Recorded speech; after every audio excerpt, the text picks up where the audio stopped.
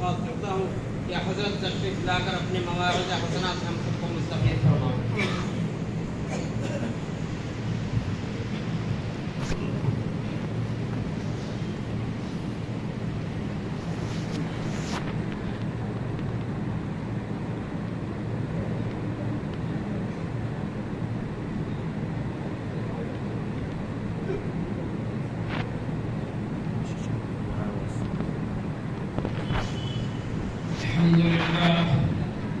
الحمد لله نحمده ونستعينه ونستهديه ونؤمن به ولا نكفره ونشهد أن لا إله إلا الله وحده لا شريك له ونشهد أن سيدنا وحبيبنا مولانا محمدا عبده ورسوله أرسله بالحق بشيرا ونذيرا وداعيا إلى الله بإذنه وسراجا منيرا صلى الله عليه وسلم تسليما كثيرا كثيرا أما بعد فأعوذ بالله من الشيطان الرجيم بسم الله الرحمن الرحيم قال الله تعالى وما أرسلناك إلا رحمة للعالمين وقال تعالى قل يا أيها الناس إني رسول الله إليكم جميعا محترم حضرات، یہ ہم سب کی بڑی خوش قسمتی ہے کہ اللہ جل شانہ نے ہم کو یہ ربیع الاول کا مہینہ اور یہ 12 تاریخ کا دن عطا فرمایا، میسر فرمایا ہماری زندگی کے اندر، اس کو ہمارے لیے آسان فرمایا کہ ہم اس دن کو دیکھیں۔ حضور پاک صلی اللہ علیہ وآلہ وسلم کی تشریف آوری سے پہلے دنیا کے اندر کمزور لوگوں پر بڑا ظلم و ستم کیا جاتا تھا، غریبوں پر بڑا ظلم و ستم کیا جاتا تھا، غلاموں کے ساتھ میں بہت برا سلوک کیا جاتا تھا، عورتوں کے ساتھ میں بہت برا سلوک کیا جاتا تھا، لڑکیوں کو پیدا ہوتے ہی زندہ دفن کر دیا جاتا تھا، غلاموں کے ساتھ جانوروں سے زیادہ بدتر سلوک کیا جاتا تھا، ان کی طاقت سے زیادہ کام لیا جاتا تھا، ان کو مارا جاتا تھا، پیٹا جاتا تھا، کھانے کو نہیں دیا جاتا تھا، اور بہت تکلیفیں دی جاتی تھی غلاموں کو۔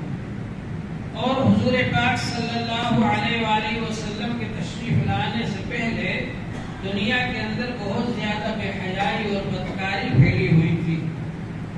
مکے کے لوگ مجلسوں کے اندر ننگے بیٹھے رہا کرتے تھے، ننگے خانہ کعبہ کا طواف کرتے تھے، چھوٹی چھوٹی باتوں پر 100 سال 50 سال تک جنگیں ہوتی تھی، صرف اتنی سی بات پر کہ پانی پینے میں تیرا گھوڑا آگے کیوں بڑھ گیا، تیرا اونٹ آگے کیوں بڑھ گیا، 100 سال 50 سال تک جنگیں ہوتی تھی۔ اور جب مرتے تھے تو یہ وصیت کر کے مرتے تھے کہ جنگ بند مت کرنا، جنگ جاری رکھنا ہمارے مرنے کے بعد۔ زناکاری درجے عام تھی کہ لوگ شاعری کے اندر اس کا ذکر کرتے تھے اور مشاعرے ہوتے تھے، اس پر فخر کے ساتھ بیان کیا جاتا تھا۔ یہ سب کچھ بے حیائی بدکاری عرب کے اندر پھیلی ہوئی تھی، لکھنا پڑھنا بالکل نہیں جانتے تھے۔ کل 16-17 آدمی پورے عرب میں لکھنا پڑھنا جانتے تھے، مکہ شریف میں 5-6 آدمی لکھنا پڑھنا جانتے تھے، اتنا زیادہ جہالت عام تھی۔ ہمارے یہاں کوئی کتنا ہی بڑا جاہل ہو، اگر اس سے کہہ دو کہ تم جاہل ہو تو وہ آستین چڑھا لے گا، اچھا مجھ کو جاہل کہتے ہو؟ لیکن ان لوگوں کا یہ حال تھا کہ وہ جہالت پر فخر کیا کرتے تھے۔ عرب کا ایک شاعر کہتا ہے الا لا يجهل احد علينا فنجهل فوق جهل الجاهلين، ہم سے بڑا جاہل کوئی نہیں ہو سکتا، اگر کوئی ہم سے بڑی جہالت بتلائے گا ہم اس سے بھی بڑی جہالت بتلائیں۔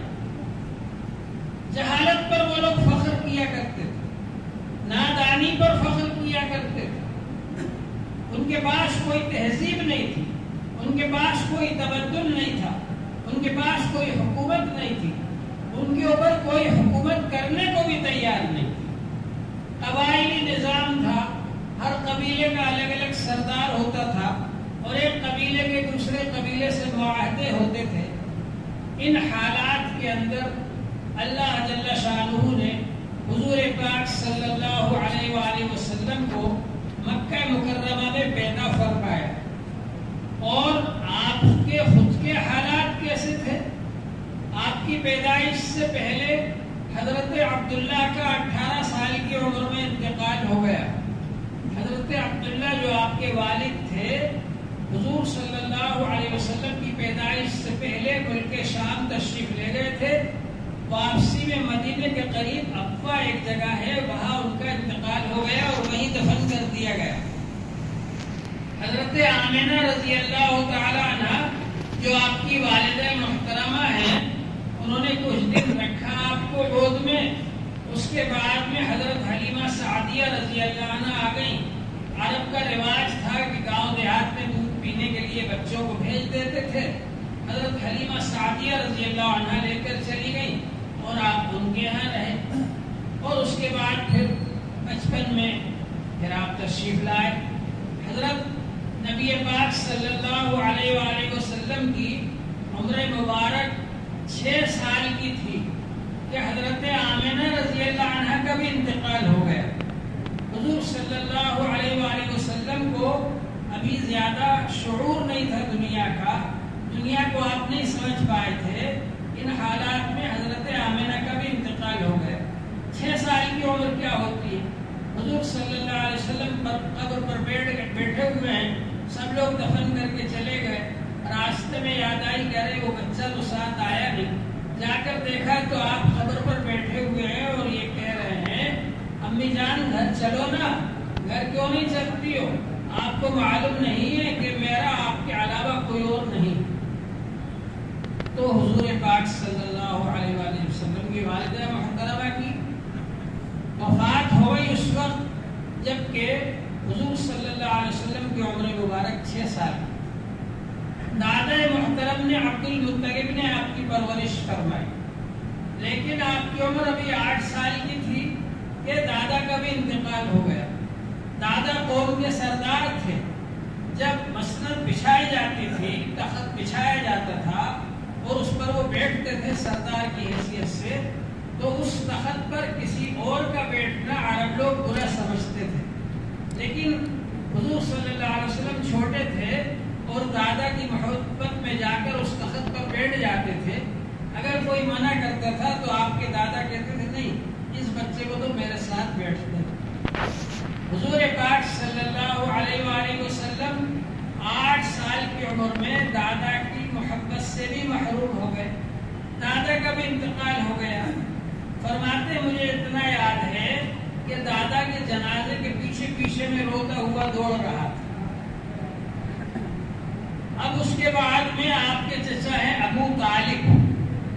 ابو طالب حضرت عبداللہ آپ کے والد صاحب اور ابو طالب یہ دونوں ایک ہی ماں سے تھے. اور دوسرے چچا جو تھے ابو لہب وغیرہ وہ لوگ ان کی ماں ہے. تو عبد المطلب کے انتقال کے وقت اس یتیم بچے کو ابو طالب کے سپرد کیا اور کہا ابو طالب اس یتیم بچے کی پرورش کرنا، اس کا پورا خیال رکھنا. ابو طالب نے، حالانکہ ان کے بھی بہت سارے بچے تھے، لیکن ان سب بچوں سے زیادہ انہوں نے حضور صلی اللہ علیہ وسلم کا خیال رکھا، حضور صلی اللہ علیہ وسلم سے محبت کی. حتیٰ کہ سوتے تھے تو حضور پاک صلی اللہ علیہ وسلم کو ساتھ لے کر سوتے، اور سفر میں جاتے تھے کہ حضور صلی اللہ علیہ وسلم کو ساتھ لے کر جاتے، ہر وقت ساتھ رکھتے. اور سب بچوں کو، اپنے بچوں کو حضور صلی اللہ علیہ وسلم کے ادب احترام اور ان کی خدمت کی تلقین فرماتے رہتے تھے. بہرحال حضرت ابو طالب جو ہے ان کے بارے میں میں آپ کے ذہن میں یہ بات صاف کر دوں کہ بعض لوگوں نے ان کے بارے میں یہ کہا ہے کہ وہ ایمان نہیں لائے تھے. اور ایک روایت بھی بنا کر کے بڑی کتاب میں ٹھونس دی اور اس کی سند بھی بنا دی، جبکہ اس کی سند میں 2 راوی تو ایسے ہیں جو اس وقت تھے ہی نہیں، بعد میں آئے، ایک کو تو مسلمان نہیں ہوئے تھے، ایک پیدا ہی نہیں ہوئے، ایسے 2 راوی اس روایت میں موجود ہیں جو اس وقت تھے ہی نہیں، اور اس روایت کے ساتھ 2 آیتیں بھی ملا دی۔ ان میں سے ایک آیت تو نازل ہی نہیں ہوئی تھی، اس وقت بہت بعد میں نازل ہوئی جنگ تبوک کے موقع پر، اور ایک آیت ابو طالب کی وفات سے 6 سال پہلے نازل ہو چکی تھی، اور ان دونوں آیتوں کو اس حدیث کو بنا کر اس کے ساتھ میں جوڑ دیا کہ ابو طالب انتقال کے وقت مسلمان نہیں ہوئے، حضور صلی اللہ علیہ وسلم نے ان کو فرمایا کلمہ پڑھو تو انہوں نے کلمہ نہیں پڑھا اور اسی حالت میں انتقال ہو گیا۔ یہ غلط روایت ہے۔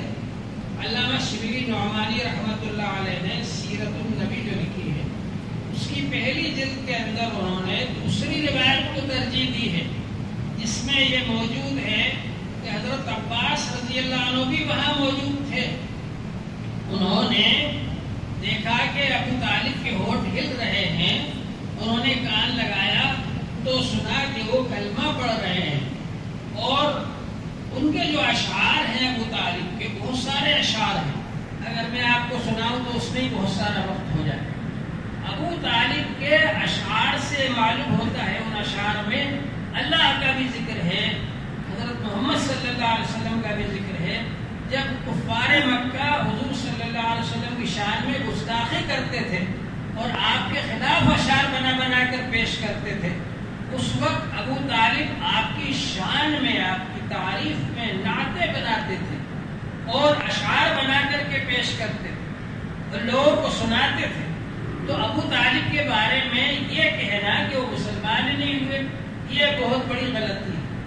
ابو طالب نے حضور صلی اللہ علیہ وسلم کو نہ صرف بھتیجا کی حیثیت سے بلکہ ایک رسول ہونے کی حیثیت سے اپنی گود میں رکھا، اپنے گھر پہ رکھا، اور حتیٰ کہ تنہا ابو طالب تھے کہ سارے عرب کے لوگ ایک طرف، بڑے بڑے سردار ایک طرف، ابو طالب ایک طرف۔ جب بھی وہ لوگ آتے تکلیف پہنچانے کے لیے، آپ سینہ سپر ہو جاتے، میدان میں جاتے کہ میرے بھتیجے سے تم کچھ نہیں کہہ سکتے۔ اور ابو طالب کے گھر میں ہی دین کا مرکز تھا جہاں سے دین کی دعوت دی جاتی تھی، ابو طالب نے ہی دین کی حمایت کی، ابو طالب نے ہی دین کا فیور کیا، اور دین کی دعوت ان کے ذریعے ہی چلی۔ کفار مکہ کو سب سے زیادہ تکلیف یہ تھی کہ یہ آدمی کیوں بیچ میں آ جاتا ہے، ہم جب دین کے کام کو مٹانا چاہتے ہیں، حضور صلی اللہ علیہ وسلم کو تکلیف پہنچانا چاہتے تھے، یہ آدمی بیچ میں آ جاتا ہے، اس کی وجہ سے ہم کچھ نہیں کر پاتے۔ اس کی وجہ سے، اس تکلیف کی وجہ سے، اس بغض کی وجہ سے بعد کے لوگوں نے حضرت ابو طالب کے خلاف ایسی جھوٹی باتیں بنا کر ان کو بڑی بڑی کتابوں میں ڈال دیا تاکہ لوگ اس کو صحیح سمجھیں اور یہ سمجھیں کہ ابو طالب تو مسلمان ہی نہیں ہوئے تھے۔ حالانکہ تحقیقی بات یہ ہے، صحیح بات یہ ہے کہ ابو طالب مسلمان ہو گئے تھے، بلکہ حضور صلی اللہ علیہ وسلم پر ایمان لانے کی دعوت دیتے تھے، اللہ پر ایمان لانے کی دعوت دیتے تھے، اور حضور صلی اللہ علیہ وسلم جو دعوت و تبلیغ کا کام کرتے تھے اس میں حضور صلی اللہ علیہ وسلم کا فیور کرتے تھے، ان کی حمایت کرتے تھے۔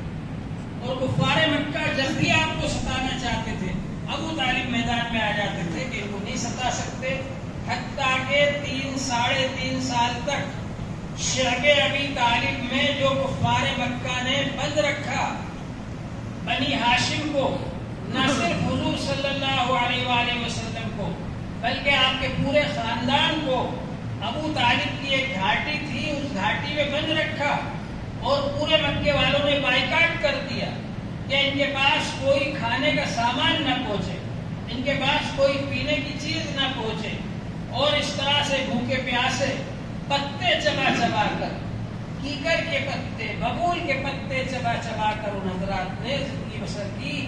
3-3.5 سال تک ان حالات میں بھی ابو طالب حضور صلی اللہ علیہ وسلم کے ساتھ رہے اسی گھاٹی کے اندر، حتیٰ کہ اس گھاٹی کا نام ہی شعب ابی طالب۔ اور اس گھاٹی سے جب نکلے ابو طالب ہی کی ایک تدبیر سے اور ان کے ایک تدبر سے وہاں سے نکلے، اور جب نکلے تو انہوں نے جو اشعار کہے ہیں اس موقع پر وہ آپ پڑھیے، اس میں حضور پاک صلی اللہ علیہ وسلم کا نام بھی ہے، اللہ جل شانہ کا نام بھی ہے، جس سے یہ معلوم ہوتا ہے کہ ابو طالب پکے مسلمان تھے۔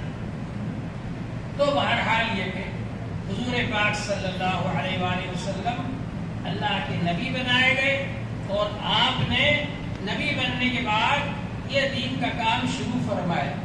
تو حضور صلی اللہ علیہ وسلم ایک تو ولادت کا وقت ہے، جبکہ حضرت آمنہ رضی اللہ عنہا نے آپ کی ولادت سے پہلے یہ خواب دیکھا کہ مکے سے لے کر ملک شام تک نور پھیل گیا، اور یہ خواب دیکھا کہ کسریٰ کے محل کے کنگرے گر گئے۔ یہ سب خواب اس بات کی بشارت تھی کہ حضور پاک صلی اللہ علیہ وسلم کا دین بہت دور دور تک پہنچے گا، آپ کے دین کا نور بہت دور تک پہنچے گا، اور بڑی بڑی طاقتیں حضور پاک صلی اللہ علیہ وسلم کے دین کے سامنے مغلوب ہو جائیں گی۔ یہ اس بات کی بشارت تھی۔ اسی طرح سے حضور پاک صلی اللہ علیہ وآلہ وسلم جبکہ آپ ابھی زیادہ عمر کے بھی نہیں تھے، 12 سال کے تھے، ابو طالب کے ساتھ ملک شام تشریف لے گئے، تو راستے میں ایک راہب نے، بحیرہ راہب نے پہچان لیا، کیونکہ اس کے پاس اپنی کتابوں کا علم تھا، اور اس میں حضور صلی اللہ علیہ وسلم کی سب نشانیاں لکھی ہوئی تھی۔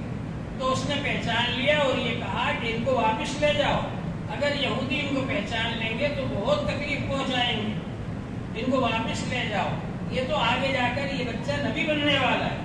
تو ابو طالب نے وہیں سے پھر ان کو واپس کر دیا مکہ مکرمہ کے۔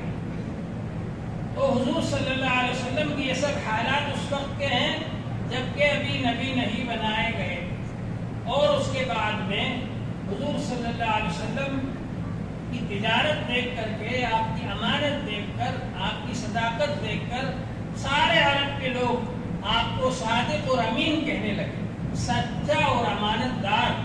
ادب کی وجہ سے نام نہیں لیتے تھے، صادق اور امین کہہ کر کے پکارتے تھے۔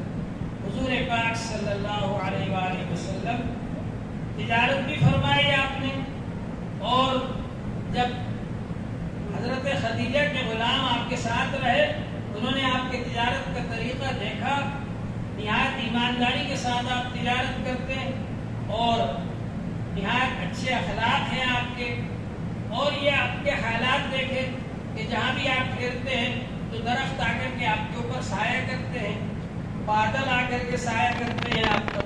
یہ سب باتیں میسرہ غلام نے خدیجہ رضی اللہ عنہ سے آ کر کے بتلائیں۔ تو خدیجہ رضی اللہ تعالی عنہ جو کہ پہلے 2 بار بیوہ ہو چکی تھیں، اور 40 سال کی عمر کی تھیں، اور ان کے بچے بھی تھے، لیکن انہوں نے پیغام دیا حضور صلی اللہ علیہ وآلہ وسلم، اور حضور صلی اللہ علیہ وآلہ وسلم کی عمر اس وقت 25 سال کی تھی، اور حضور پاک صلی اللہ علیہ وسلم کا اس وقت تک کوئی نکاح نہیں ہوا تھا۔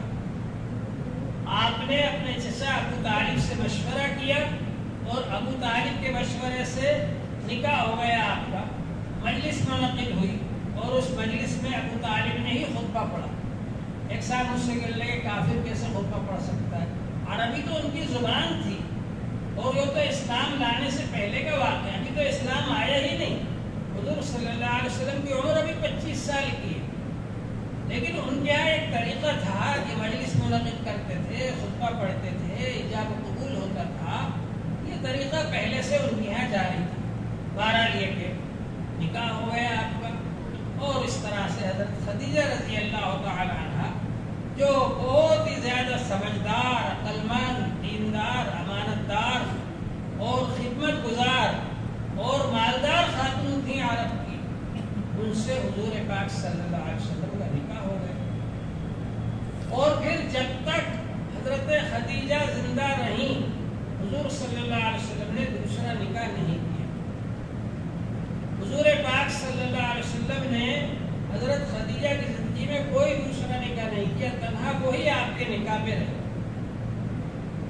ابو طالب آپ کے چچا اور حضرت خدیجہ، ان دونوں کی بڑی ہمت رہی آپ، حتیٰ کہ جب آپ کو نبی بنایا گیا تو پہلی بار آپ نے فرشتے کو دیکھا؟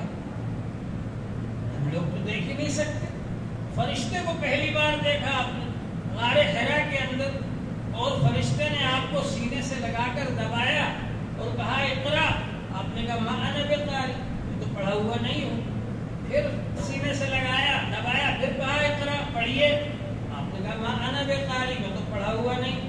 اس طرح سے 3 بار ہوا. پھر اس کے بعد میں اقرا بسم ربک الذی خلق، یہ شروع کی 5 آیتیں سورہ اقرا کی نازل ہوئی. اب جب آپ تشریف لائے تو حضور پاک صلی اللہ علیہ وسلم کا دل گھبرا رہا تھا، بے چینی ہو رہی تھی، اور آپ نے خدیجہ رضی اللہ عنہ کو آ کر پورا واقعہ بتلایا اور یہ کہا کہ ہو سکتا ہے کہ میری جان نہ چلی جائے، جان کا خطرہ ہے مجھے. تو حضرت خدیجہ نے بڑی تسلی دی اور آپ کی 5 ایسی صفات بیان فرمائی کہ ہرگز ایسا نہیں ہو سکتا کہ اللہ آپ کو ضائع کر دے. انک لتصل الرحم، آپ تو صلہ رحمی کرتے ہیں، رشتہ داروں کے ساتھ میں رشتہ جوڑتے ہیں آپ. وتحمل الکلہ، اور جو آدمی بے سہارا ہے، نادار ہے، اس کو آپ سہارا دیتے ہیں، اس کو مال دیتے ہیں آپ. وتکسب المعدوم، اور جس آدمی کے پاس کچھ مال نہیں ہے اس کو آپ کمائی پر لگا دیتے ہیں، اس کو کمانے کا طریقہ بتاتے ہیں، اس کو تجارت کروا دیتے ہیں.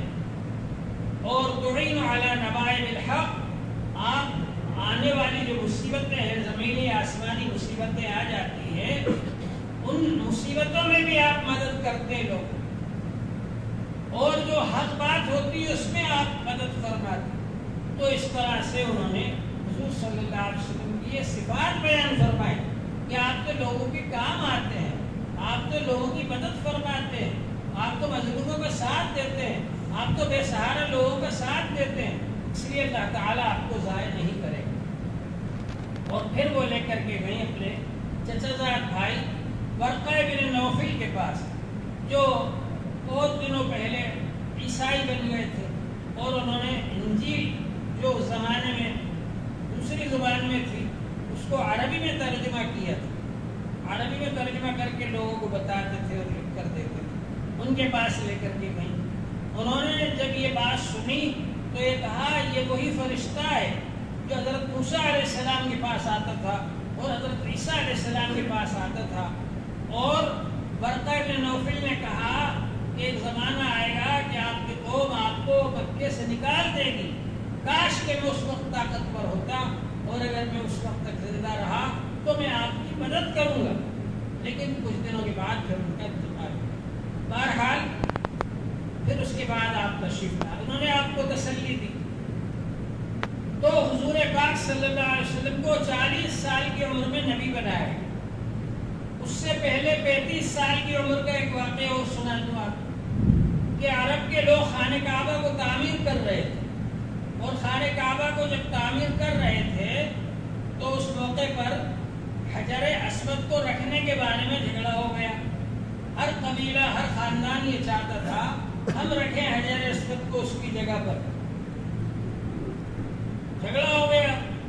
اس موقع پر لوگوں نے کہا اچھا ایسا کرو، آج اس کا فیصلہ نہ کرو، کل جو حرم شریف میں سب سے پہلے داخل ہو وہی فیصلہ کرے.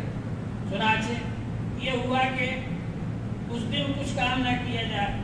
دوسرے دن دیکھا تو حضور پاک صلی اللہ علیہ وآلہ وسلم تشریف فرما ہے.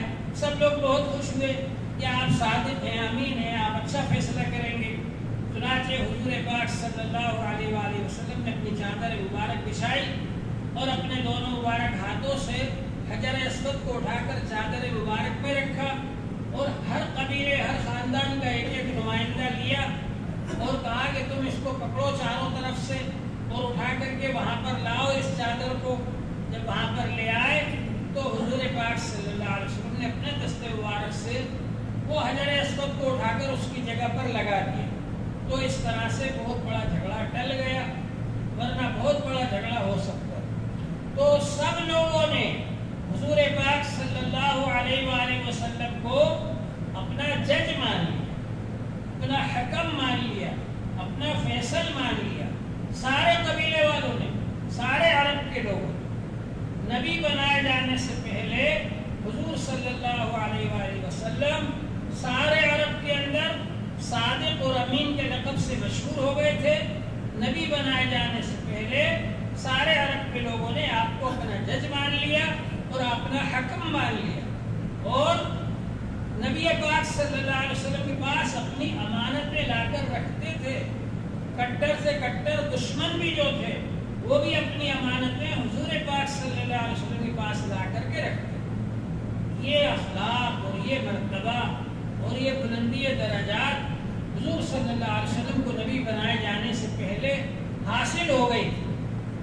لہذا جب آپ نبی بنے اور نبی بننے کے بعد آپ نے لوگوں کو جمع فرمایا اور یہ کہا کہ میرے بارے میں تمہاری کیا رائے؟ سارے لوگوں نے کہا ما جربنا علیک الا صدقا، آج تک سچ کے علاوہ کبھی کوئی جھوٹ کا تجربہ نہیں ہوا آپ کے بارے میں، لہذا ہم آپ کو سچا مانتے. تو حضور پاک صلی اللہ علیہ وآلہ وسلم نے فرمایا جس طرح سے میں صفا پہاڑی پر کھڑا ہوں اور پہاڑی کے ادھر کا بھی مجھے نظر آ رہا ہے اور ادھر کا بھی نظر آ رہا ہے، تو جس طرح سے اگر میں کہوں کہ اس پہاڑی کے پیچھے ایک لشکر چھپا ہوا ہے، وہ تمہارے اوپر حملہ آور ہونے والا ہے، تم کیا اس بات کو سچ جانو گے؟ تو سب نے کہا بالکل سچ جانیں گے. فرمایا جس طرح سے میں اس پہاڑی پر کھڑا ہوں ایسے اللہ نے مجھ کو ایک بہت بلند درجہ عطا فرمایا ہے، اور وہ نبی کا مقام ہے، نبی کا مرتبہ عطا فرمایا، رسول کا مقام عطا فرمایا. میں تمہارے لیے رسول اور نبی بنایا گیا ہوں، اور جس طرح سے پہاڑی پر کھڑے ہونے والے کو پہاڑی کے پیچھے کا حصہ نظر آتا ہے، اسی طرح سے مجھ کو تمہاری اگلی زندگی نظر آ رہی ہے کہ اگر تم لوگ ایمان نہیں لائے تو جہنم میں جانا پڑے گا. اس لیے میں تم کو جہنم سے ڈراتا ہوں اور یہ دعوت دیتا ہوں کہ تم لوگ ایک اللہ کو مان لو اور یہ بتوں کی پوجا چھوڑ دو. بس یہ کہنا تھا کہ ابو لہب جو آپ کا چچا بھی ہوتا تھا رشتے میں، ابو لہب نے یہ کہا تبا لکا لہٰذا جمعتنا، تمہارے لیے تباہی ہو بربادی ہو، کیا اسی لیے ہم کو جمع کیا تھا یہاں پر؟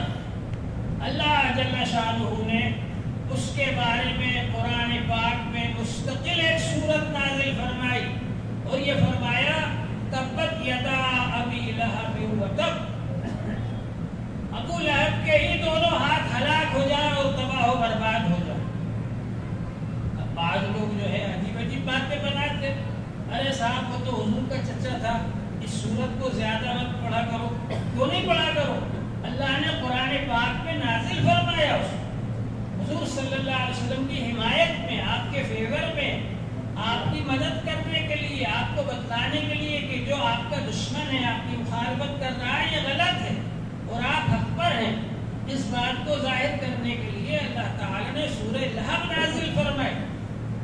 اور لوگوں نے ایک روایت بنا کر کے بڑی کتابوں میں ٹھوس دی کہ صاحب وہ ابو لہب جو ہے اس کو مرنے کے بعد کسی نے خواب میں دیکھا تو اس سے پوچھا کیا حال ہے، کہنے لگا جہنم میں ہے. مگر وہ جو باندھی تھی صہیبہ، جب وہ خوشخبری لے کر آئی تھی حضور صلی اللہ علیہ وسلم کی ولادت کے بارے میں، تو میں نے ہاتھ سے اشارہ کر کے صہیبہ کو آزاد کیا تھا. تو اس انگلی میں عذاب نہیں ہوتا ہے، باقی پورے بدن میں عذاب ہوتا ہے. لا حول ولا قوت الا باللہ. ایسا خواب اور ایسی جھوٹی روایت بنا کر بڑی کتابوں میں لوگوں نے داخل کر دیا، ٹھوس دیا. قرآن کے مقابلے قرآن کہہ رہا ہے تبت یدا ابی لہب وتب، ابو لہب کے دونوں ہاتھ ہلاک ہو گئے. جب قرآن کہہ رہا ہے کہ ابو لہب کے دونوں ہاتھ ہلاک ہو گئے تو کسی خواب کی وجہ سے، کسی روایت کی وجہ سے یہ کہنا کہ ایک انگلی پر عذاب نہیں ہو رہا ہے، کتنی بڑی قرآن کے مقابلے میں گستاخی. بہرحال حضور پاک صلی اللہ علیہ وسلم دعوت دیتے رہے اور آپ یہ کام کرتے رہے. اس وقت کیونکہ وہاں پر کافروں کی حکومت تھی، ابو جہل سردار تھا سب کا، ابو لہب سردار، اس طرح کے جتنے بڑے بڑے لوگ تھے جغادری قسم کے، ان لوگوں کو بڑی تکلیف ہوئی اس بات سے. انہوں نے سوچا کہ اگر لوگ ان کو نبی مان لیں گے اور لوگ ان کے پیچھے چلنے لگیں گے تو ہماری سرداری ختم ہو جائے، ہماری سرداری کو خطرہ لاحق ہو جائے گا۔ اور جن لوگوں کو انہوں نے غلام بنا رکھا تھا، جن لوگوں سے وہ کام لیتے تھے، بیگار لیتے تھے، جن لوگوں کو مارتے تھے، پیٹتے تھے، کھانے کو نہیں دیتے تھے، ان کو حضور صلی اللہ علیہ وسلم نے کلمہ پڑھنے کی وجہ سے آنکھوں سے لگایا، سینے سے لگایا، سر پر بٹھایا، ان کو حضور صلی اللہ علیہ وسلم نے بڑے درجات عطا فرمائے۔ تو اس کی وجہ سے لوگ مسلمان ہونا شروع ہو گئے، اسلام میں داخل ہونے لگے، لوگ قرآن پاک کو ماننے لگے۔ قرآن پاک میں اللہ جل شانہ نے ایسی تاثیر رکھی ہے کہ جو بھی حضور پاک صلی اللہ علیہ وآلہ وسلم کے پاس آتا تھا، حضور پاک صلی اللہ علیہ وآلہ وسلم اس کو قرآن پاک پڑھ کر سناتے تھے، اور وہ قرآن پاک سن کر ایمان لے آتا تھا اور کلمہ پڑھ لیتا تھا۔ تو وہ لوگ کہا کرتے تھے ساحر ہیں، جادوگر ہیں، ان کے پاس مت جایا کرو، جو ان کے پاس جاتا ہے اس پر جادو کر دیتے ہیں اور جو جاتا ہے وہ ان جیسا ہی ہو جاتا ہے۔ طرح طرح سے انہوں نے لوگوں کو روکنے کی کوشش کی۔ کبھی کہتے کہ یہ کاہن ہیں، غیب کی باتیں بتاتے ہیں، حالانکہ کاہن تو اپنی طرف سے باتیں بتاتا ہے اور کاہن کی 99% باتیں جھوٹی ہوتی ہیں، اور نبی اللہ کی طرف سے باتیں بتاتے ہیں اور وحی کے ذریعے بتاتے ہیں۔ اللہ جل شانہ نے جو بات ان کو وحی کی بتائی ہے، غیب کی بتائی ہے، اس کو بتاتے ہیں، اور وہ باتیں 100% سچ ہوتی ہیں۔ تو بہرحال وہ اس طرح سے پروپیگنڈا کرتے تھے حضور پاک صلی اللہ علیہ وآلہ وسلم کے خلاف۔ یہ حضور صلی اللہ علیہ وسلم کے خلاف پروپیگنڈا کوئی یہ نیا کام نہیں ہے، یہ اس زمانے میں بھی ہوتا تھا اور بہت زیادہ ہوتا تھا۔ لیکن اس زمانے میں اگر کافر لوگ غلط پروپیگنڈا کرتے تھے حضور صلی اللہ علیہ وسلم کی شان میں، گستاخی کرتے تھے، تو صحابہ اکرام حضور صلی اللہ علیہ وسلم کی شان بیان کرتے تھے، تعریفیں کرتے تھے، نعتیں سناتے تھے، اور حضور صلی اللہ علیہ وسلم کے اوصاف اور کمالات اور صفات کو بیان کرتے تھے، تاکہ سب لوگوں کو معلوم ہو جائے کہ کافروں کی باتیں جھوٹی ہیں اور حضور صلی اللہ علیہ وسلم کی باتیں سچی ہیں۔ آج اس زمانے میں جو حضور صلی اللہ علیہ وسلم کی گستاخی کرنے والے ہیں وہ تو خوب پروپیگنڈا کر رہے ہیں، لیکن ہم لوگ خاموش بیٹھے ہوئے، ان کا میڈیا چاروں طرف پھیل رہا ہے اور حضور صلی اللہ علیہ وسلم کی شان میں گستاخی کر رہے ہیں، آپ کے بارے میں غلط سلط باتیں بیان کر رہے ہیں، اور ہم لوگوں کا حال یہ ہے کہ ہم حضور صلی اللہ علیہ وسلم کی صفات کو بیان نہیں کرتے، ہم حضور صلی اللہ علیہ وسلم کے کمالات کو بیان نہیں کرتے، ہم حضور صلی اللہ علیہ وسلم کے اخلاق کو بیان نہیں کرتے۔ لوگوں کو پتہ نہیں، ہمارے پڑوس میں اگر کوئی غیر مسلم رہتا ہے اس کو بھی ہم نہیں بتاتے کہ ہم نبی صلی اللہ علیہ وسلم کو مانتے ہیں اور ان کے ایسے ایسے کمالات ہیں اور ایسی شان والے آدمی ہیں، ان کو ہم نہیں بتاتے۔ تو اس کا نتیجہ ہے کہ ان لوگوں کا پروپیگنڈا بہت زیادہ بڑھ جاتا ہے، اور ہم لوگ جب بات میں بات کہتے ہیں تو ہماری بات میں وزن نہیں رہتا، ہماری بات کو لوگ سنتے نہیں، کیونکہ پہلے ان لوگوں نے اپنی غلط باتیں پھیلا دی۔ اس لیے ضرورت اس بات کی ہے کہ ہم لوگ حضور صلی اللہ علیہ وسلم کے بارے میں آپ کی سیرت پاک، آپ کے اخلاق، آپ کے اعمال، آپ کی صفات کو لوگوں کے سامنے بیانات کرتے رہیں، بتاتے رہیں لوگوں کو کہ حضور صلی اللہ علیہ وسلم کتنے کمال والے تھے۔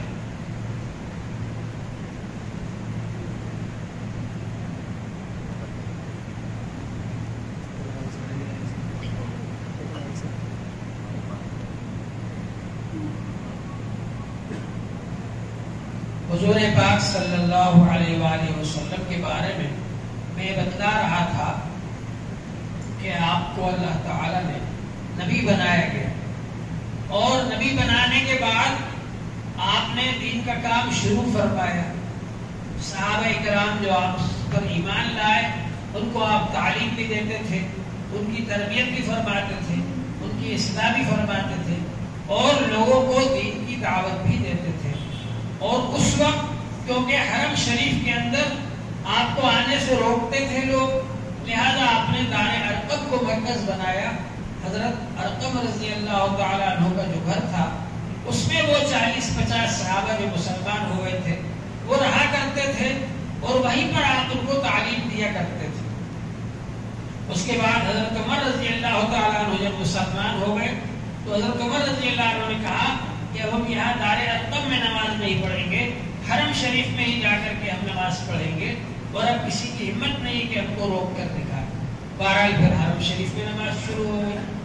تو اس طرح سے یہ سب سلسلہ چلتا رہا، حتیٰ کہ 13 سال تک مکے والے ان مسلمانوں کو مارتے رہے، حضور پاک صلی اللہ علیہ وسلم کو تکلیفیں پہنچاتے رہے۔ مکے والے ابو طالب کے پاس آئے اور ان سے کہا کہ تمہارے بھتیجے کو سمجھاؤ، اگر تم نہیں سمجھاؤ گے تو پھر ہم تمہارا کوئی خیال نہیں کریں گے، ہم جو چاہیں گے کریں گے۔ ابو طالب فکر مند ہو گئے، حضور پاک صلی اللہ علیہ وسلم سے کہا کہ بھتیجے یہ سردار لوگ آئے اور یہ ایسا کہہ رہے ہیں۔ تو حضور پاک صلی اللہ علیہ وآلہ وسلم نے فرمایا اگر یہ لوگ میرے ایک ہاتھ پر سورج اور ایک ہاتھ پر چاند رکھ دیں اور یہ چاہیں کہ میں اس کام سے رک جاؤں جس کام پر اللہ جل شانہ نے مجھے مقرر فرمایا ہے، تو یہ ہرگز نہیں ہو سکتا۔ یا تو یہ کام کرتے کرتے میری عمر تمام ہو جائے گی یا یہ دین ساری دنیا میں پھیل جائے گا۔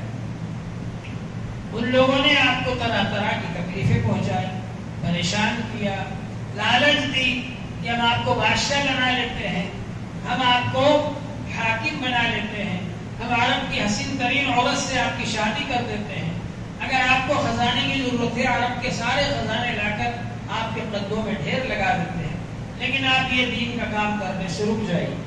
اس موقع پر حضور صلی اللہ علیہ وآلہ وسلم نے یہ بات فرمائی کہ اگر میرے ایک ہاتھ پر سورج اور ایک ہاتھ پر چاند بھی لا کر کے رکھ دو اور یہ کہو کہ میں اس دین کے کام سے رک جاؤں جو اللہ نے مجھے ذمہ دار بنایا ہے اس کام کا، تو ایسا ہرگز نہیں ہو سکتا۔ تو بہرحال آپ یہ دین کا کام کرتے رہے۔ جب انہوں نے دیکھا کہ ان کو نہیں روک سکتے، ہم شیب ابی طالب کے اندر بھی قید رکھا 3-3.5 سال، اس کے بعد بھی آپ اپنا کام کرتے رہے، تو اب انہوں نے یہ سوچا کہ اب ایک آخری حربہ اختیار کیا ہو، اور وہ آخری حربہ کیا ہے کہ ان لوگوں نے یہ اعلان کر دیا کہ جو شخص نبی صلی اللہ علیہ وسلم کا سر قلم کر کے لائے گا اس کو 100 اونٹ انعام میں دیے جائیں گے۔ دارالندوہ کے اندر میٹنگ ہوئی اور اس میٹنگ کے اندر مشورہ ہوا کہ ان کو کیسے قتل کیا جائے۔ ابو طالب کا بھی شیب ابی طالب سے نکلنے کے بعد انتقال ہو چکا تھا، حضرت خدیجہ رضی اللہ عنہ کا بھی انتقال ہو چکا تھا۔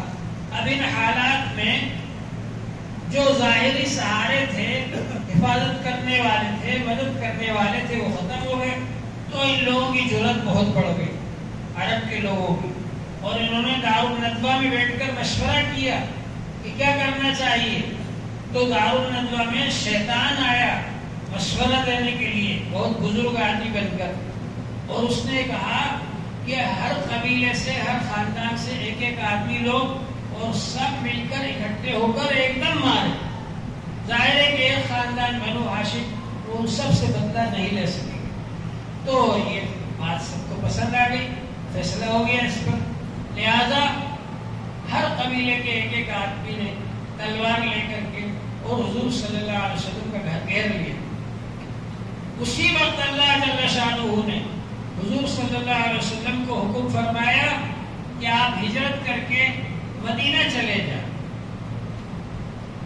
آپ نے ابوبکر رضی اللہ عنہ سے کہا، اور انہوں نے کہا اللہ کے رسول میں بھی آپ کے ساتھ چلوں گا۔ کہا ٹھیک ہے، دونوں حضرات اب وہاں پر جہاں آپ رہتے ہیں اس گھر کے اندر انہی کافروں کی سب امانتیں رکھی ہوئی، جو گھر کے باہر تلواریں لے کر حضور صلی اللہ علیہ وسلم کو نعوذ باللہ قتل کرنے کے لیے کھڑے ہوئے تھے، ان کی امانتیں حضور صلی اللہ علیہ وسلم کے گھر میں رکھی ہوئی تھی۔ تو حضرت علی رضی اللہ تعالیٰ عنہ سے آپ نے فرمایا، اے علی تم میرے بستر پر سو جاؤ اور صبح یہ جو کافر لوگ کھڑے ہوئے ہیں ان کی امانتیں ہیں، یہ امانتیں بانٹ کر کے آنا۔ ہم میں سے کوئی ہوتا تو کہتا آپ تو جا رہے ہو اور یہ چاروں طرف سے لوگ تلواریں لے کر کھڑے ہیں یا مجھے چھوڑ کر جا رہے ہیں۔ حضرت علی رضی اللہ عنہ کیسے جانثار، کیسے فدائی۔ ان سے کسی نے پوچھا کہ آپ کو کبھی چین سکون کی نیند آئی؟ تو انہوں نے کہا کہ ہاں، میں جب بھی سوتا تھا مجھے خیال ہوتا تھا پتہ نہیں صبح اٹھوں گا کہ نہیں اٹھوں گا، ہو سکتا ہے رات میں انتقال ہو۔ لیکن جب رسول پاک صلی اللہ علیہ وسلم نے ہجرت کی رات میں مجھ سے فرمایا کہ میرے بستر پر سو جاؤ اور صبح امانتیں بانٹ کر آنا، تو مجھے یقین ہو گیا کہ میں صبح تک زندہ رہوں گا۔ لہٰذا میں پاؤں پھیلا کر بہت اطمینان سے اور آرام سے حضور پاک صلی اللہ علیہ وسلم کے بستر مبارک پر سو گئے۔ اب اس کے بعد حضور صلی اللہ علیہ وسلم نکلے اور سورہ یاسین پڑھتے ہوئے وجعلنا من بین ایدیہم سدا ومن خلفہم سدا فاغشیناہم فہم لا یبصرون، پٹے اٹھائی اور ان پر پھینکتے ہوئے آپ ان کے سامنے سے نکل گئے اور وہ لوگ آپ کو نہیں دیکھ سکے، اور آپ غار ثور میں چلے گئے اور غار ثور میں جا کر 3 دن تک آپ وہاں پر چھپے رہے، اور اس کے بعد پھر آپ وہاں سے مدینے کے لیے روانہ ہو گئے۔ مدینے کے لیے جب آپ جا رہے تھے تو سراقہ ابن جعشم اس نے پیچھا کیا، سراقہ نے، کیونکہ 100 اونٹ کا انعام جو لالچ دی تھی قریش کے لوگوں نے کہ جو رسول پاک صلی اللہ علیہ وسلم کا سر قلم کر کے لائے گا نعوذ باللہ اس کو 100 اونٹ کا انعام ملے گا۔ تو سراقہ ابن جعشم نے گھوڑے پر بیٹھ کر کے پیچھا کیا، جب وہ قریب آیا تو اس کا گھوڑا زمین میں دھس گیا، وہ گر گیا نیچے، پھر اٹھا گھوڑے کو نکالا اور پھر اس کے بعد میں پھر آگے بڑھا، پھر جب گھوڑے پر بیٹھا پھر دھس گیا زمین۔ اس طرح سے 3 بار ہوا۔ جب 3 بار ایسا ہوا تو سراقہ کو یقین ہو گیا کہ میں ان کو کوئی نقصان نہیں پہنچا سکتا، اس لیے اس نے کہا اب میں ان کو نقصان پہنچانے کے لیے نہیں جا رہا بلکہ معافی مانگنے کے لیے آگے جا رہا۔ چنانچہ پھر وہ گھوڑا نہیں دھسا اور پھر آگے بڑھ کر حضور پاک صلی اللہ علیہ وسلم سے کہا کہ اللہ کے رسول کو مجھے یقین ہو گیا کہ آپ اللہ کے رسول ہیں، میں کلمہ پڑھتا ہوں، اور مجھے یہ بھی یقین ہے جس طرح آج بے سہارا اور بے یار و مددگار آپ کی قوم نے آپ کو مکے سے نکالا ہے، مجھے یقین ہے کہ ایک دن آپ مکے میں ضرور فتح یاب ہو کر کے داخل ہوں گے، لہذا آپ مجھے امن نامہ لکھ دیجئے کہ جب آپ مکہ مکرمہ کو فتح کریں اور یہاں پر امیر اور حاکم بن کر کے آئیں تو اس وقت آج کے دن کی مجھے سزا نہ دیجیے۔ تو حضور پاک صلی اللہ علیہ وسلم نے ان کو امن نامہ لکھوا کر کے دیا۔ بہرحال حضور پاک صلی اللہ علیہ وسلم مدینہ منورہ تشریف لے آئے۔ مدینے کے لوگ روزانہ انتظار کرتے تھے اور سنیۃ الوداع کی پہاڑیوں پر آ کر کے انتظار کرتے رہتے تھے کہ حضور صلی اللہ علیہ وسلم کب تشریف لائیں۔ آپ جب وہاں پر تشریف لائے سب لوگوں نے استقبال کیا اور اس کے بعد آپ 14 دن تک قباء میں ٹھہرے، وہاں ایک مسجد تعمیر کروائی آپ نے، اور اس کے بعد پھر آپ اندر تشریف لے گئے شہر کے اندر، اور مدینے کے ہر شخص کا یہ ارادہ تھا، یہ چاہت تھی کہ آپ میرے گھر پر قیام فرمائیں، میں آپ کا میزبان بنوں۔ حضور پاک صلی اللہ علیہ وسلم نے اونٹنی مبارک کو چھوڑ دیا، کہا یہ اونٹنی جہاں جا کر کے بیٹھ جائے گی میں اس کا مہمان رہوں گا۔ چنانچہ وہ اونٹنی جا کر ابو ایوب انصاری رضی اللہ عنہ کے گھر پر بیٹھ گئی اور آپ ان کے یہاں ہی مہمان رہے۔ اور ابو ایوب انصاری رضی اللہ عنہ وہ شخص ہے کہ بہت پرانے زمانے میں تبع بادشاہ ہوا کرتے تھے، تبع نام کے، وہاں مدینے کے جو بادشاہ ہوتے تھے ان کو تبع کہا جاتا تھا۔ جیسے مصر کے بادشاہ کو فرعون کہتے تھے، بہت سارے فرعون گزرے وہاں، ایسے ہی مدینے کے جو بادشاہ ہوتے تھے ان کو تبع کہا جاتا تھا۔ تو ان لوگوں کو معلوم ہو گیا تھا کہ نبی آخر الزمان آئیں گے اور وہ مدینے میں آ کر کے ٹھہرے گے، تو تبع بادشاہ جو اس زمانے میں تھے، پرانے زمانے میں، انہوں نے وصیت نامہ لکھا تھا کہ ہمارے خاندان کے جو بھی لوگ اس زمانے میں موجود ہوں وہ نبی آخر الزمان صلی اللہ علیہ وسلم کو اپنے گھر میں ٹھہرائے اور ان کی میزبانی کرے۔ چنانچہ ابو ایوب انصاری رضی اللہ تعالیٰ عنہ جو ہیں وہ اسی خاندان میں سے تھے، اور انہوں نے میزبانی کی حضور پاک صلی اللہ علیہ وآلہ وسلم کی. آپ نے ان کے یہاں قیام فرمایا اور پھر مسجد نبوی تعمیر فرمائی آپ نے، اور پھر اس کے بعد میں مدینے کا ایک ماحول بن گیا اور مدینے کے اندر حضور صلی اللہ علیہ وآلہ وسلم نے سب کو جوڑ کر کے ایک کر لیا. مدینے کے رہنے والے اوس اور خزرج، یہ دو قبیلے تھے عرب کے، یہ بھی آپس میں لڑتے رہتے تھے. ان کو بھی حضور صلی اللہ علیہ وسلم نے آپس میں جوڑ دیا اور ملا دیا. جو مہاجرین آئے تھے اور جو انصار تھے، مہاجرین اور انصار کے درمیان مواخات قائم فرمائی. مواخات کے معنی بھائی چارہ. ایک مہاجر ایک انصاری ان کو آپس میں بھائی بنا دیا، ایک مہاجر ایک انصاری ان کو آپس میں بھائی بنا دیا.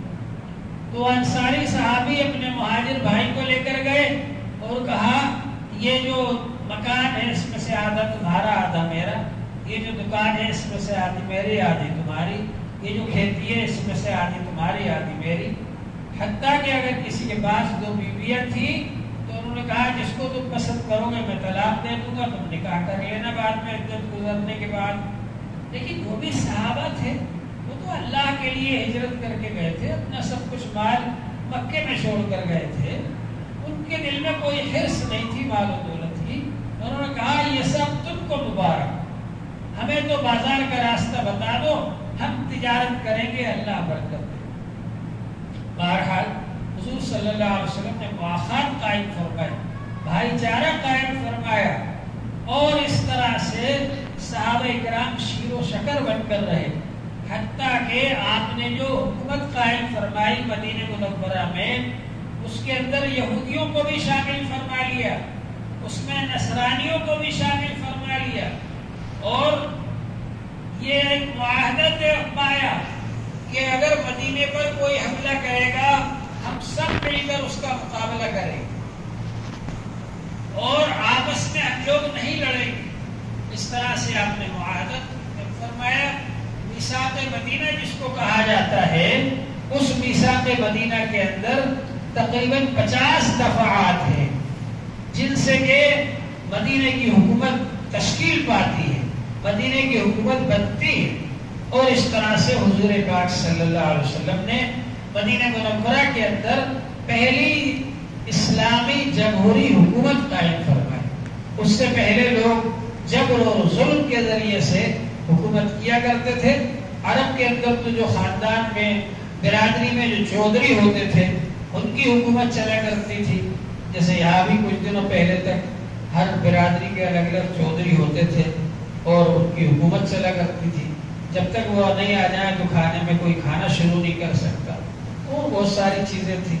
بہرحال یہ کہ عرب کے اندر قبائلی نظام تھا، خاندانی حکومتیں تھیں. جو خاندان تھے ان کے جو چودھری تھے ان کی حکومتیں تھیں. اور ایران میں اور روم میں شاہی حکومت تھی، بادشاہی حکومتیں تھیں. اسلام نے آ کر کے سب سے پہلی اسلامی جمہوری حکومت قائم فرمائی. اس جمہوری حکومت کے اندر حضور پاک صلی اللہ علیہ وآلہ وسلم نے عدل و انصاف کا نظام قائم فرمایا. ایسا انصاف قائم کیا کہ جو بھی چوری کرے اس کے ہاتھ کاٹ دیے جائیں، جو زنا کرے اس کو سنسار کر دیا جائے. اگر کوئی شخص کسی کو قتل کر دے اس کے بدلے میں اس کو قتل کر دیا جائے. یہ جو سزائیں آپ نے رکھی یہ اس لیے رکھی تاکہ امن و امان قائم ہو جائے. شاہ فیصل صاحب جب امریکہ گئے تو وہاں کے لوگوں نے ان سے کہا کہ صاحب آپ کے اتنی سخت سزائیں دی جاتی ہیں. تو انہوں نے کہا تمہارے یہاں کتنی چوری ہوتی ہے؟ تو انہوں نے بتایا کہ ایک دن میں اتنے 1000 چوریاں ہوتی ہیں. تو انہوں نے فرمایا ہمارے یہاں 10 سال میں ایک چوری ہوئی تھی، ہم نے ہاتھ کاٹ دیا تھا، اس کے بعد سے ابھی تک چوری نہیں ہوئی. تو جب اسلامی نظام قائم ہوتا ہے، عدل و انصاف قائم ہوتا ہے تو اس کی وجہ سے امن و امان قائم ہوتا ہے. آج ہر آدمی یہ کہتا ہے امن ہونا چاہیے، امن ہونا چاہیے. عدل و انصاف جب ہوگا تو امن و امان بھی ہوگا. حضور پاک صلی اللہ علیہ وآلہ وسلم نے غلامی کے نظام کو ختم فرمایا. جو لوگوں کو غلام بنا رکھا تھا ان کو پریشان کیا جاتا تھا، آپ نے منع کیا اور یہ فرمایا کہ غلاموں کو نہ مارو، غلاموں کو وہی کھلاؤ جو تم کھاتے ہو، غلاموں کو وہی پہناؤ جو تم پہنتے ہو، غلاموں کے ساتھ اچھا سلوک کرو، ان کی طاقت سے زیادہ ان سے کام نہ لو۔ حضور پاک صلی اللہ علیہ وآلہ وسلم نے عورتوں کے ساتھ حسن سلوک کرنے کا حکم دیا اور فرمایا استوصوا بالنساء خیرا، عورتوں کے ساتھ اچھا سلوک کرنے کی وصیت حاصل کر لو۔ اس سے پہلے یہ حال تھا کہ حضور پاک صلی اللہ علیہ وسلم کی تشریف آوری سے پہلے لڑکیوں کو زندہ دفن کر دیا جاتا تھا۔ حضور صلی اللہ علیہ وآلہ وسلم نے لڑکیوں کے زندہ دفن کرنے کو منع فرما دیا۔ حضور پاک صلی اللہ علیہ وسلم نے ارشاد فرمایا الجنت تحت اقدام الامہات، جنت ماؤں کے قدموں کے نیچے ہے۔ حضور پاک صلی اللہ علیہ وسلم نے بیوی کے حقوق بیان فرمائے، ماں کے حقوق بیان فرمائے، بہن کے حقوق بیان فرمائے، بیٹی کے حقوق بیان فرمائے، عورتوں کو اتنا بلند درجہ عطا فرمایا۔ آپ کے آنے سے پہلے یورپ کے اندر ایک مشورہ ہوا، ایک کانفرنس ہوئی اس بارے میں کہ عورتیں ہیں کیا چیز۔ تو بڑے بڑے فلاسفر اور سائنسداں اکٹھے ہوئے، اس میں جمع ہوئے اور سب نے سر جوڑ کر مشورہ کیا اور یہ کہا کہ عورت ہے تو جاندار مگر اس کا کوئی حق نہیں ہے، بس وہ صرف اس لیے پیدا ہوئی ہے کہ مرد کی خدمت کرے۔ اسلام نے آ کر کے عورتوں کو حقوق دیے، اسلام نے آ کر کے عورتوں کے ساتھ میں احسان کیا اور ان کو معاشرے کے اندر اونچا مقام عطا فرمایا۔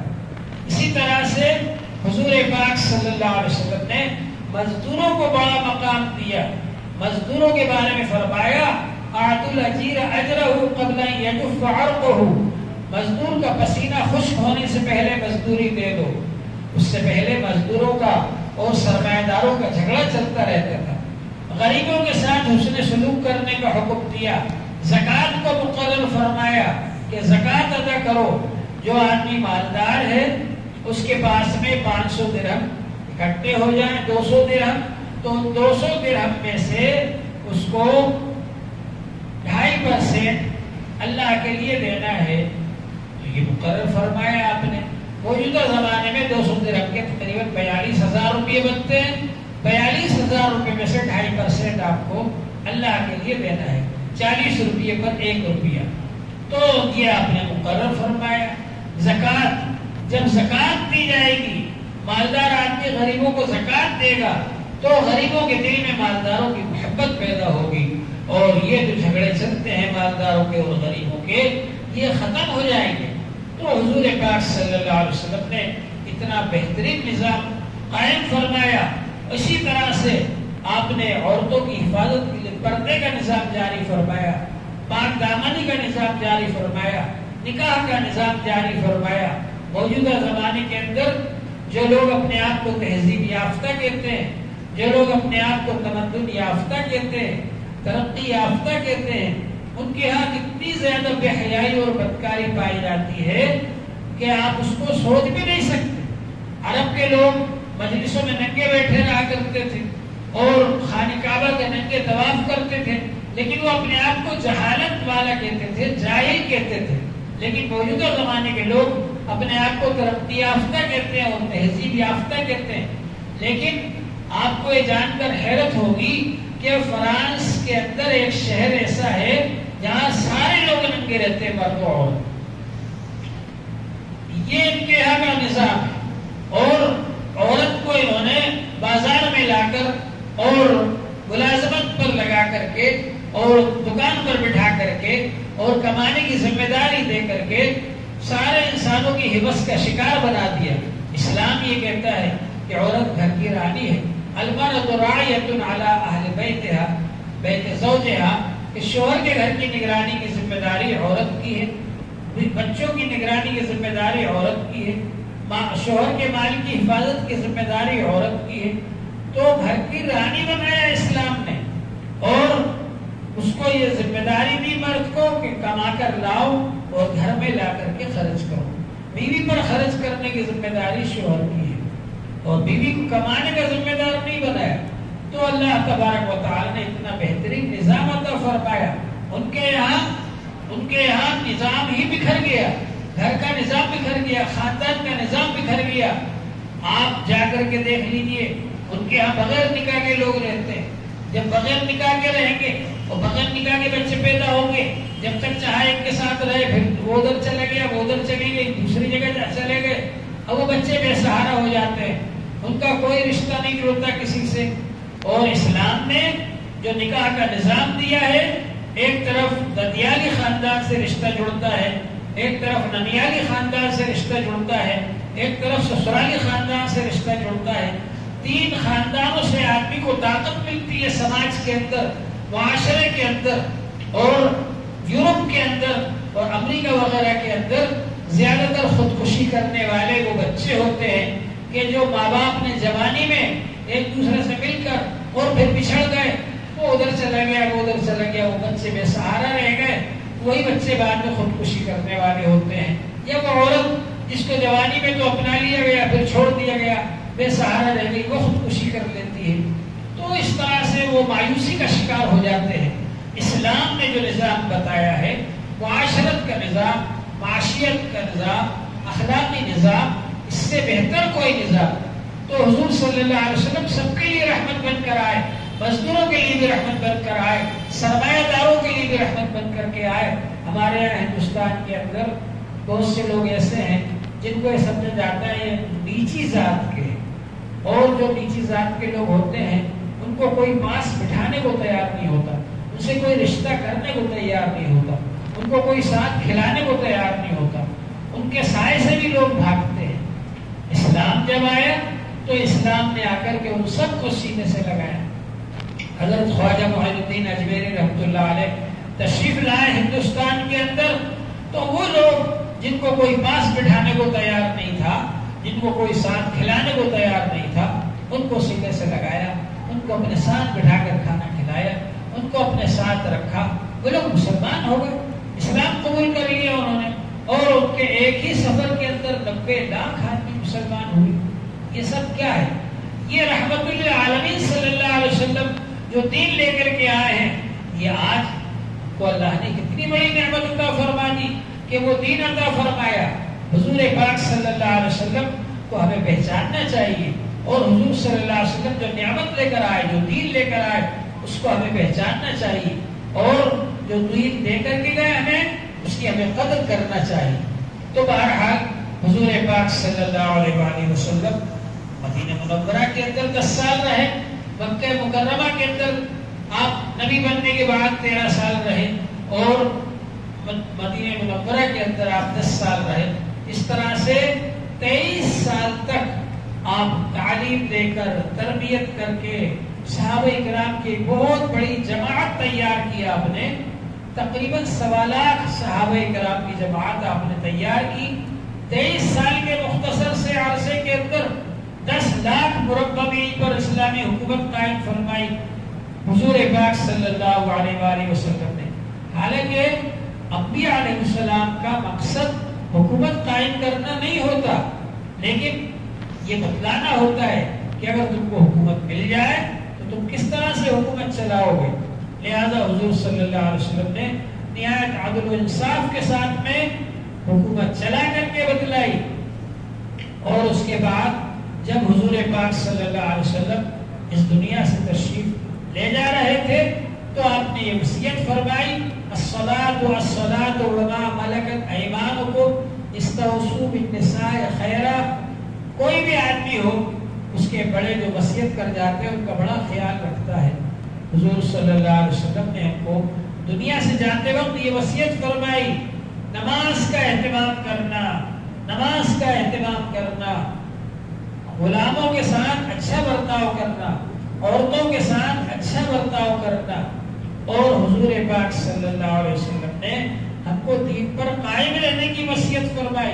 ترکت فیکم امرین لن تضلوا ما تمسکتم بہما.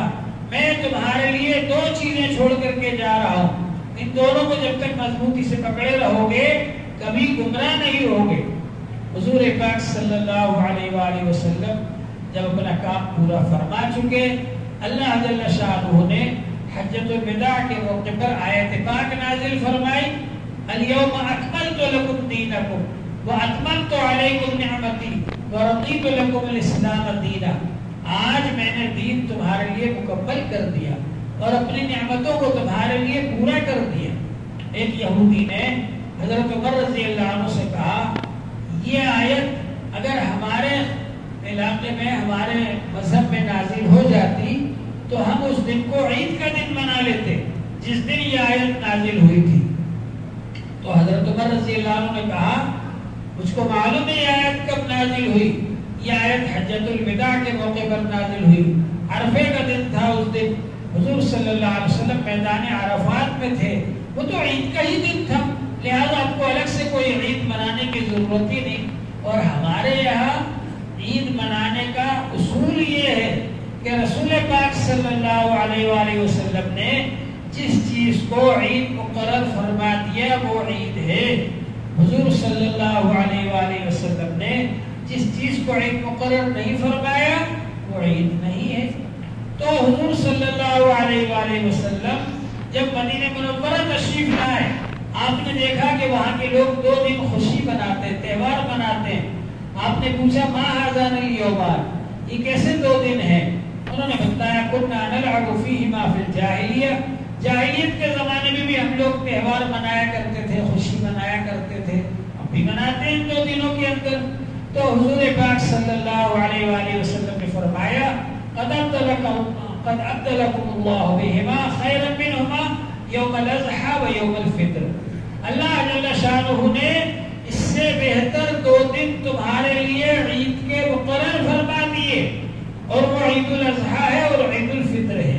لہذا ان 2 عیدوں کے علاوہ کوئی تیسری عید اسلام میں نہیں ہے۔ حضور صلی اللہ علیہ وآلہ وسلم 63 سال تک دنیا میں رہے، 63 سال کی زندگی میں کبھی آپ نے عید میلاد النبی نہیں منائی۔ حضور صلی اللہ علیہ وسلم کے بعد ابوبکر رضی اللہ عنہ خلیفہ رہے، امیر المومنین رہے 2 سال تک، انہوں نے کبھی اپنی حکومت کے زمانے میں عید میلاد النبی نہیں منائی۔ حضرت عمر رضی اللہ تعالیٰ عنہ نے 10 سال تک حکومت کی، کبھی بھی انہوں نے عید میلاد النبی نہیں منائی۔ حضرت عثمان رضی اللہ عنہ نے 12 سال تک حکومت کی، کبھی بھی انہوں نے عید میلاد النبی نہیں منائی۔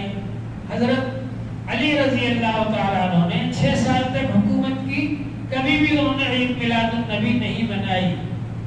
اس لیے ظاہر ہے کہ جو کام حضور صلی اللہ علیہ وسلم نے نہیں کیا وہ ہم لوگ کیسے کر سکتے ہیں؟ حضرت عرباض بن ساریہ رضی اللہ تعالیٰ عنہ فرماتے ہیں ایک بار حضور صلی اللہ علیہ وسلم نے ہم کو خطبہ دیا، وعظ فرمایا، نصیحت فرمائی، اور ایسا وعظ فرمایا ذرفت منہ العیون ووجلت منہ القلوب، آنکھوں سے آنسو بہہ پڑے ہمارے اور دلوں میں اللہ کا خوف پیدا ہو گیا، خوف اور زیادہ بڑھ گیا۔ ہم نے کہا یا رسول اللہ کان ھذہ موعظۃ مودع، ایسا لگتا ہے کہ آپ کا الوداعی وعظ ہے، آخری وعظ ہے آپ کا، فاوصنا، آپ ہم کو وصیت کر دیجئے۔ تو حضور پاک صلی اللہ علیہ وآلہ وسلم نے فرمایا اوصیکم بتقوی اللہ والسمع والطاعہ وان کان عبدا حبشیا، میں تم کو وصیت کرتا ہوں اللہ سے ڈرنے کی اور سننے کی اور ماننے کی، امیر کی بات سنو اور مانو اگرچہ وہ حبشی غلام ہو۔ فإنه من يعش منكم بعدي فسيرى اختلافا كثيرا، میرے بعد جو لوگ زندہ رہیں گے بہت سے اختلافات دیکھیں گے۔ فعليكم بسنتي، تم پر لازم ہے میرے طریقے کو اختیار کرنا، میری سنتوں کو اختیار کرنا، وسنت الخلفاء الراشدین المہدیین، اور میرے بعد جو خلفاء راشدین ہوں گے، جو ہدایت یافتہ ہوں گے، ان کی سنتوں کو، ان کے طریقوں کو اختیار کرنا۔ فإنه من يعش منكم بعدي فسيرى اختلافا كثيرا فعليكم بسنتي وسنة الخلفاء الراشدين المهديين وإياكم ومحدثات الأمور، اور نئی نئی پیدا کی جانے والی چیزوں سے بچنا۔ فإن كل محدثة بدعة وكل بدعة ضلالة، کیونکہ ہر نئی پیدا کی جانے والی چیز بدعت ہے اور ہر بدعت گمراہی ہے۔ جس چیز کا ثبوت نبی پاک صلی اللہ علیہ وسلم کی سنت میں نہ ہو، جس چیز کا ثبوت حضور صلی اللہ علیہ وسلم کے زمانے میں نہ ہو، خیر القرون کے زمانے میں نہ ہو، اس کو دین بنا کر پیش کرنا، اس کو دین سمجھنا، اس کو دین کے طور پر لوگوں کے سامنے پھیلانا، یہ بدعت ہے۔ اس سے منع فرمایا حضور پاک صلی اللہ علیہ وآلہ وسلم۔ اب بعض لوگ جو ہے وہ دھوکہ دینے کے لیے سیدھے سادے لوگوں کو کچھ بھی کہتے ہیں، ارے سب اگر آپ بدعت کہہ رہے تو پھر یہ موٹر میں بیٹھنے بھی بدعت ہوگی، ریل میں بیٹھنے بھی بدعت ہوگی، ہوائی جہاز میں بیٹھنے بھی بدعت ہوگی۔ ارے بھائی وہ تو دنیا کی چیز ہے، وہ تو دنیا میں نئی چیز بنائی ہے لوگوں نے، وہ دین میں تھوڑی بنایا ہے۔ دین میں اگر کوئی نئی چیز بنائے گا تو وہ ہے بدعت۔ پھر دین میں بھی وہ چیز بدعت ہے جس کی بنیاد حضور صلی اللہ علیہ وسلم کے زمانے میں نہیں تھی، خیر القرون کے زمانے میں نہیں تھی، اور اس کو آپ کرو گے دین بنا کر، وہ بدعت ہے۔ احداث فی الدین بدعت ہے، احداث للدین بدعت نہیں ہے۔ احداث للدین کیا ہے؟ احداث للدین یہ ہے کہ اس کی بنیاد تھی حضور صلی اللہ علیہ وسلم کے زمانے میں، اور اس میں آپ نے ترقی کر دی۔ حضور صلی اللہ علیہ وسلم کے زمانے میں صحابہ کرام پڑھتے تھے، علم حاصل کرتے تھے آپ سے۔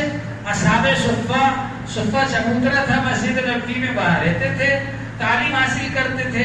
وہ صفہ چبوترا ہی آپ کا مدرسہ تھا، وہاں بیٹھ کر کے پڑھاتے تھے۔ یہ ایک بنیاد موجود ہے۔